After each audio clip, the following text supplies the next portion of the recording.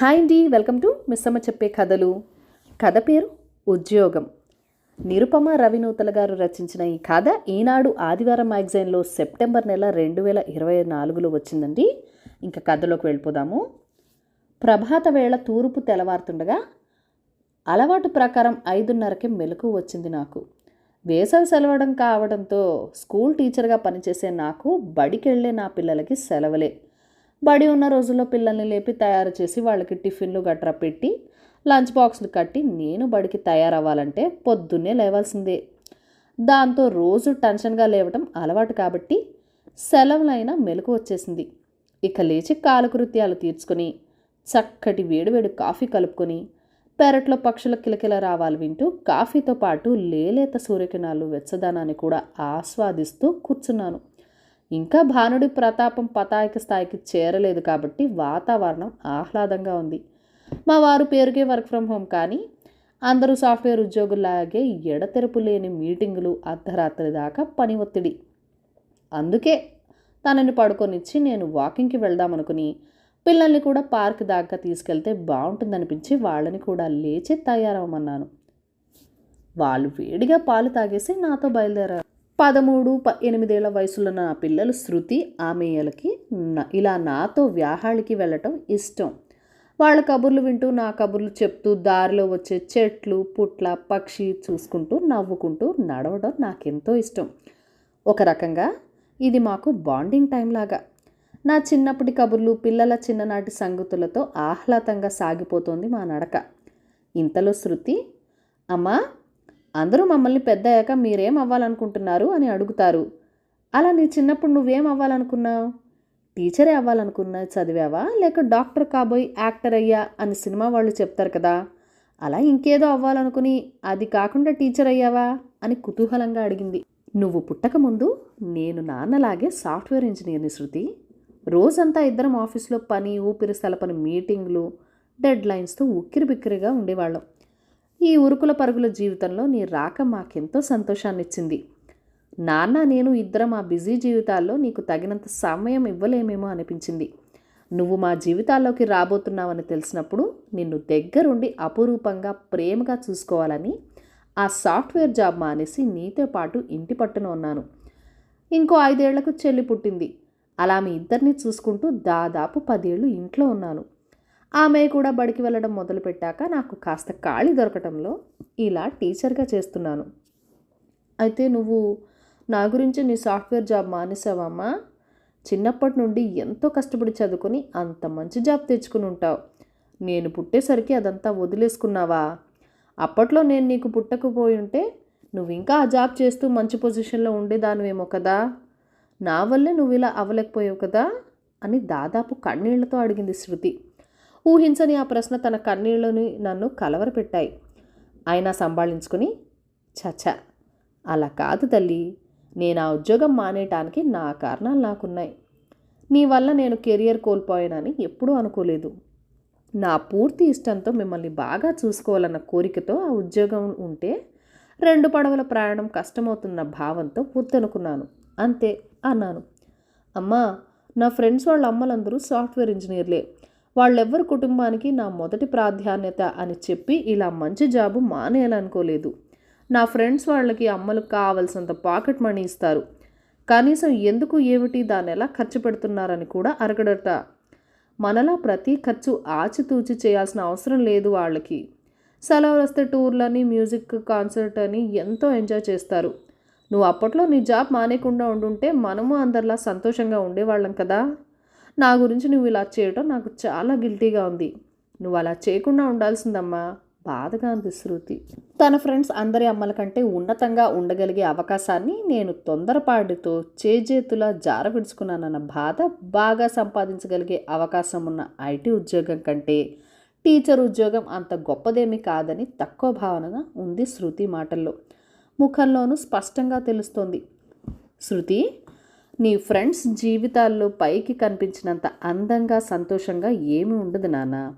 వాళ్ళకు కూడా ఎన్నో అసంతృప్తులు, వెలితి, ప్రేమరాహిత్యం ఇలా ఎన్నో ఉంటాయి. డబ్బుతో వాళ్ళు వస్తువులు కొనుక్కోవచ్చేమో కానీ సంతోషాన్ని కాదు. వాళ్ళ అమ్మ నాన్నలు తమతో సమయం గడపాలని వాళ్ళకి నచ్చినవి వండి ప్రేమగా తినిపించాలని, రాత్రులు వాళ్లతో కబుర్లు కథలు చెప్పాలని ఎంత ఆరాటపడతారో తెలుసా?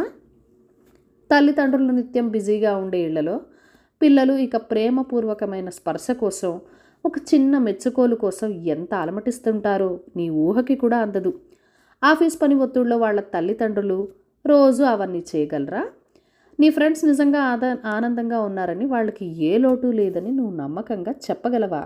సూటిగా అడిగాను. నువ్వు చెప్తుంటే నిజమేననిపిస్తుందమ్మా.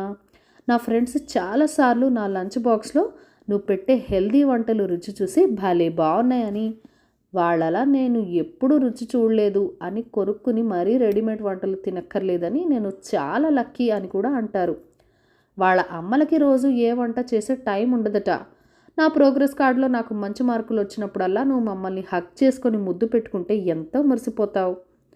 మాకు ఇష్టమైనవి మా కోసం అప్పటికప్పుడు వండి సర్ప్రైజ్ చేస్తావు. కానీ నా ఫ్రెండ్స్కి ఇలాంటివి ఏమీ తెలియదట. వాళ్ళ అమ్మలు ఎప్పుడూ అలసిపోయి వస్తారట ఇంటికి. ఆ తర్వాత కూడా వీళ్ళని పట్టించుకునే ఓపిక తీరిక ఉండదట. ఇవన్నీ చెప్పి నా ఫ్రెండ్ హారిక ఒకసారి ఏడ్చింది కూడా. పేరెంట్స్ డబ్బులు ఇచ్చేస్తే వాళ్ళని ఏదో ఒకటి కొనుక్కోమంటుంటారట. నేను వాళ్ళని ఆ డబ్బుతో కొనుక్కునే రకరకాల వస్తువులు చూసి అబ్బురపడ్డాను, కానీ వాళ్ళందరికంటే నేనే సంతోషంగా ఉన్నాననే విషయం గుర్తించలేదు. ఐఎమ్ సారీ అమ్మా, నాకే ఇన్నాళ్ళు తెలియలేదు, నిజాయితీగా చెప్పింది. అదొక్కటే కాదు శృతి, బిజీ ఉద్యోగాలు చేసే తల్లిదండ్రులు కావాలని కాకపోయినా పిల్లలకు తగినంత సమయం కేటాయించలేకపోవచ్చు. అటువంటి పిల్లలు అందరూ కాదు, కానీ కొందరు మానసికంగా చాలా ఒత్తిడితో ఉంటారు. బయట వాళ్ళు కాస్త ప్రేమగా మాట్లాడగానే వారిని ఇట్టే నమ్మేసి ప్రమాదాలు కొని తెచ్చుకుంటారు. తను ఎవరికి ఇష్టం లేదేమో అన్న భావనతో వాళ్ళలో వాళ్ళు కుర్చించుకుపోతూ క్రమంగా అంతర్ముఖాలుగా మారిపోతుంటారు. ఇవన్నీ చిన్నతనంలోనే గుర్తించకపోతే ఇప్పుడు మనం వింటున్న డిప్రెషన్, సోషల్ యాంగ్జైటీ లాంటి రుగ్మతుల బారిన పడతారు. ఆ బాధ, నిరుత్సాహం నా చిన్నతనాన బాగా తెలిసిన దాన్ని నేను. ఒక రకంగా ఆ బాధే నాకు నువ్వు పుట్టినప్పుడు ఈ ఐటీ ఉద్యోగాన్ని వదిలేసి కొన్నాళ్ల పాటు గృహిణిగా మారటానికి కారణమైంది. ఏమైందమ్మా నీ చిన్నతనంలో? అంతేకాదు, అసలు ఇంజనీరింగ్ చేసిన నువ్వు పెద్ద క్లాసులకి టీచర్గా వెళ్లకుండా చిన్నపిల్లల టీచర్గా ఎందుకు అయ్యావు?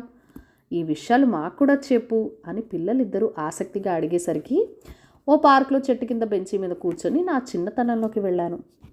మా అమ్మా నాన్నలిద్దరూ పెద్ద ప్రభుత్వ ఉన్నత స్థానాల్లో ఉన్నారు. నిత్యం బిజీ. ఇంటికొచ్చినా తగరగని ఆఫీస్ పని. ఇక నాతో గడపటం, నాపై గారాబం చూపటం లాంటివి కళ్ళల్లో మాట.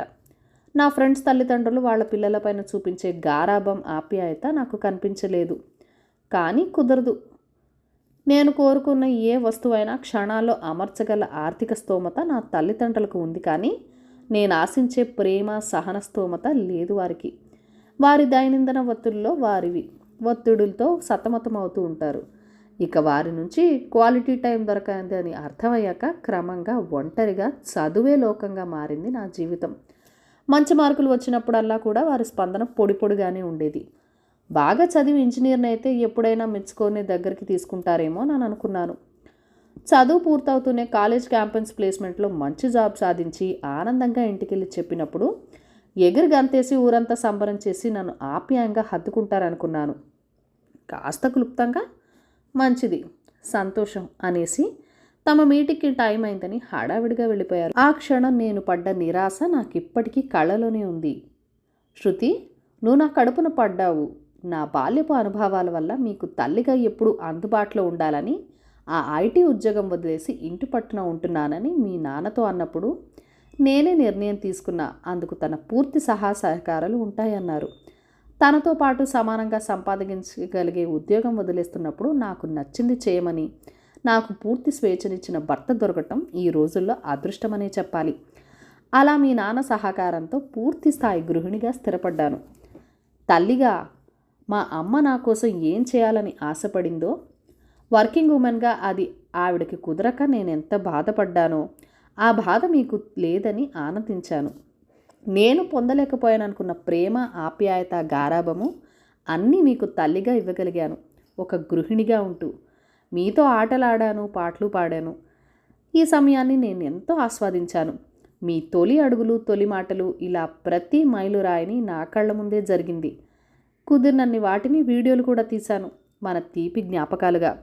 ఇక తర్వాత తర్వాత ఆమె కూడా బడికెళ్తుండటంతో మీ ఇద్దరు బడి నుండి సాయంత్రం తిరిగి వచ్చేదాకా ఖాళీగా ఉండటం వెలితిగా అనిపించింది. సహజంగా చిన్నపిల్లలంటే ఇష్టపడి నేను వాళ్ళ టీచర్ని అయితే బాగుంటుందని ప్రయత్నించి సాధించాను. ఆ చిన్న చిన్న పిల్లలు నాకు మీ చిన్నతనాన్ని గుర్తు చేస్తారు. వాళ్ళ ముద్దు ముద్దు మాటలు, అమాయకత్వం, నాపై వాళ్ళు చూపించే అభిమానం ఇవన్నీ నాకు ఎనలేని తృప్తిని, సంతోషాన్ని ఇస్తాయి. అందుకే జీతం తక్కువైనా కూడా కిండర్ గార్డెన్ టీచర్గా వెళ్ళాను.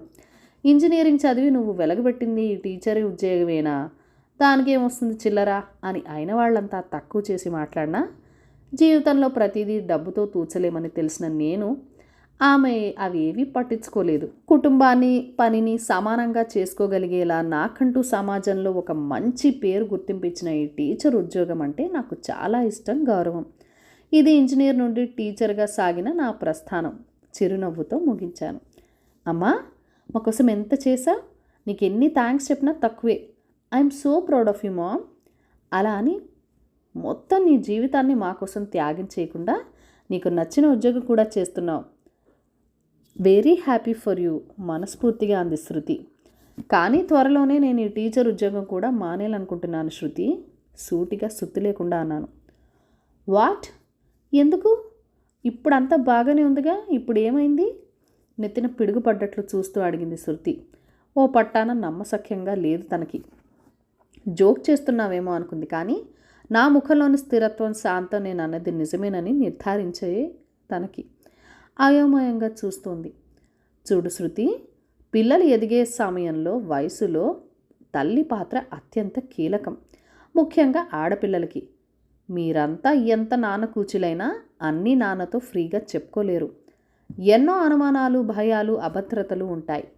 ఈ సమయంలో తల్లి అందుబాటులో లేకపోతే ఎంతో ఒంటరిగా, ఆందోళనగా ఉంటుంది. ఒక ఆడపిల్లగా అవన్నీ అనుభవించి దాటి వచ్చిన దాన్ని నేను. అందుకే ఈ పరిస్థితి మీకు రాకూడదని జాగ్రత్త పడుతున్నాను. అంతేకాకుండా త్వరలో నువ్వు హై స్కూల్కి వెళ్ళబోతున్నావు. ఇప్పటిదాకా చదువు ఒక ఎత్తు, హై స్కూల్ చదువు మరో ఎత్తు. ఇప్పటిదాకా ఆడుతూ పాడుతూ చదివినా ఇక నుంచి మరింత బాధ్యతగా చదవాలి. చాలా ప్రాజెక్ట్స్, అసైన్మెంట్లు ఉంటాయి. అవసరమైతే కోచింగ్ క్లాసులకి వెళ్ళాలి. కాంపిటేటివ్ ఎగ్జామ్స్కి ప్రిపేర్ అవ్వాలి. తల్లిదండ్రుల సహాయం లేకుండా ఈ దశ పిల్లల్ని ఉక్కిరిబిక్కిరి చేస్తుంది. దానికి తోడు కొత్త స్నేహాలు, అలవాట్లు ఆకర్షిస్తాయి. ఏమరపాటుగా ఉంటే తెలియకుండానే పక్కదారి పట్టే అవకాశాలు ఎక్కువ. అందుకే ఎక్కువ మంది పిల్లలు హై స్కూల్ డ్రాప్అవుట్స్గా మిగిలిపోతున్నారు, లేదా తక్కువ మార్కులతో మంచి కాలేజీలో సీటు తెచ్చుకోలేకపోతున్నారు. కళ్ళు తెరిచేలోపు జరగాల్సిన నష్టం అంతా కూడా జరిగిపోతుంది. నీకు ఇలాగే లాంటి పరిస్థితి వస్తే తల్లిగా నేను ఫెయిల్ అయినట్టే. అప్పుడు నన్ను నేను ఎప్పటికీ క్షమించుకోలేను. అందుకే నీకు సాయంగా ఉండి అన్ని విధాలా సహకరించడానికి వీలుగా ఉండే విధంగా మళ్ళీ గృహిణిగా మారాలనుకుంటున్నాను. శాంతంగానే అయినా స్థిరంగా చెప్పింది అమ్మ. ఇప్పటికే ఒకసారి నా గురించి నీ జీవన గమనాన్ని మార్చుకున్నావు. మళ్ళీ ఇన్నాళ్లకు నీకు నచ్చిన పని చేస్తూ సంతోషంగా ఉన్నావు. దీని కూడా నా గురించి మళ్ళీ నువ్వు వదులుకోవాలనుకోవటం నాకు ఇష్టం లేదు. నిజమే, అమ్మగా నువ్వు మాకెంతో అవసరం. కానీ దీనికి నువ్వు నీ ఆనందాన్ని వదులుకోనక్కర్లేదు. నీ ఉద్యోగం నువ్వు చేసుకుంటూ కూడా మాకు తోడ్పాటు అందించగలిగేలా మనం మేనేజ్ చేసుకుందాం. ఎవరితోనూ మాట రాకుండా, ఎవరూ వేలెత్తి చూపలేని విధంగా నీకు, నాన్నకి మంచి పేరు తెచ్చేలా నేను చదువుకుంటాను. ప్రతి విషయం, భయం, అనుమానం అన్నీ నీతో పంచుకుంటాను. అసలు ఇవాళ నుండి నా ఫోన్లో ఇన్స్టాగ్రామ్, ఫేస్బుక్ లాంటివి సోషల్ మీడియా అకౌంట్స్ అన్నీ కూడా డిలీట్ చేసేస్తున్నాను. ఫ్రెండ్స్తో అనవసర చాటింగ్లన్నీ బంద్. అప్పుడు నాకు బోల్డ్ అంత సమయం మిగులుతుంది. దాన్ని నీకు ఇంటి పనుల్లో సాయం చేయటానికో, చెల్లి చదువు బాధ్యత చూసుకోవడానికో వాడతాను. అప్పుడు నీకు కాస్త విశ్రాంతిగాను, మా గురించి ఏ భయం లేకుండా ఉంటుంది. ప్లీజ్ అమ్మా, నువ్వేం చెప్తే, ఎలా చెప్తే అలా వింటాను. నువ్వు నాన్న గర్వపడేలా చదువుకుంటాను. మీకు ఏ చెడ్డ పేరు రానివ్వను, ప్రామిస్. నీ జాబ్ మానద్దమ్మా ప్లీజ్. వర్షించడానికి సిద్ధంగా ఉన్న కళ్ళతో అంది శృతి. ఇంత నిజాయితీగా తాను అభయం ఇచ్చాక తనపై నమ్మకం ఉంచి తను చెప్పిన దానికి సరేనన్నాను. నవ్వుతూ ఆనందంగా నన్ను గట్టిగా హద్దుకుంది. శృతి తన ఫోన్లో ఈ మధ్య గంటలు ఇన్స్టాగ్రామ్ చాటింగ్లని గడుపుతూ చదువుని నిర్లక్ష్యం చేస్తున్న సంగతి నేను గమనించానన్న విషయం ఇక అప్రస్తుతం. తనలో వచ్చిన మార్పు చూసి నేను అక్కలా బాగా చదువుతా అని ముద్దుగా పలికిన ఆమె మాటలకు హాయిగా నవ్వేశాం. కథ సమాప్తం. ఈ కథను లైక్ చేయండి, షేర్ చేయండి. మన ఛానల్ని ఫస్ట్ టైం చూస్తున్నట్లయితే కనుక ప్లీజ్ సబ్స్క్రైబ్ చేసుకొని మీ సపోర్ట్ ఇవ్వండి. మీ అమూల్యమైన ఫీడ్బ్యాక్ అండ్ సజెషన్స్ కూడా నాతో కామెంట్ సెక్షన్లో కూడా షేర్ చేసేయండి. మీ లైఫ్లో కూడా పిల్లల కోసం ఉద్యోగం మానేసి హౌస్ వైఫ్గా అయ్యి తర్వాత మళ్ళీ ఏదైనా కెరియర్ స్టార్ట్ చేయాలనుకుని అలా ఫీల్ అయ్యారా? లేకపోతే ఇలాంటి సంఘటన ప్రతి అమ్మాయికి ఓ స్టేజ్లో వస్తుందని నేను అనుకుంటున్నాను. అలాంటి ఎక్స్పీరియన్సెస్ ఏదైనా ఉంటే నాతో సరదాగా కామెంట్స్లో షేర్ చేసేయండి. Thank you for watching. Bye bye.